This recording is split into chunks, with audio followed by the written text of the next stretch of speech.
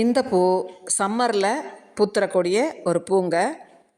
Summer வந்தாலே இந்த cactus ஃபுல்லாகவே பூத்துரும். இப்போ நீங்கள் பார்க்குறது முள் மாதிரி இருக்கக்கூடிய ஒரு பால் கேக்டஸ். முட்கள் இருக்கும். அதுலேயே இவ்வளோ அழகான பூக்கள் நமக்கு வந்துடுங்க. வருடம் முழுவதும் அழகாக பக்கத்தில் சின்ன சின்ன பால்ஸ் உருவாகும், பெரிய செடியாகும். அதாவது பக்கத்தில் பால்ஸ் உருவாகி பெரிய அளவில் இந்த பிளான்ட் வந்து அதன் பிறகு இந்த சம்மரில் இப்படி அழகான பூக்களை கொடுத்துரும். காலையில் சூரிய உதயத்திலேயே இந்த பூ பூத்துருங்க. இதற்கு தேனீக்களும் பட்டாம்பூச்சிகளும் வரும். அதனுடைய அமைப்பே ஒரு அட்ராக்டிவாக இருக்கும். தோட்டத்தை அழகாக்கிடும்.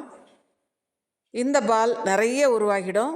நம்ம ஒவ்வொரு பாலையும் தனித்தனியாக பிரித்து தனியாக நடலாம். அப்படி நடும்பொழுது நட்ட இடத்துலையும் பக்கத்தில் நமக்கு நிறைய கேக்டஸ் பால்ஸ் உருவாகிடும்.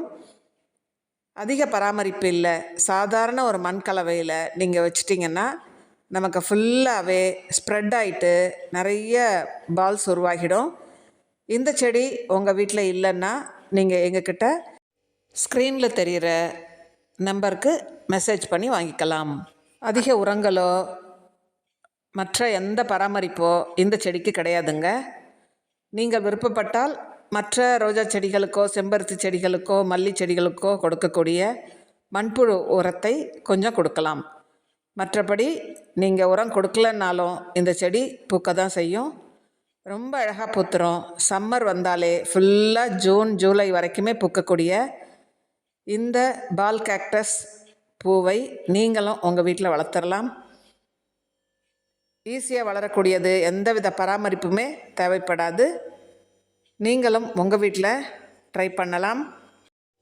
இதில் நீங்கள் பார்த்த சிவப்பு நிறம் பழம் மாதிரி இருக்கக்கூடியது. இதில் விதைகள் உருவாகும். இந்த விதைகளை போட்டாலும் நமக்கு இந்த செடி உருவாகிடும். ஆனால் பால் எடுத்து வைக்கும் பொழுது தான் நமக்கு ஈஸியாக வேகமாக வளரும். நீங்களும் ட்ரை பண்ணுங்கள். தேங்க்யூ.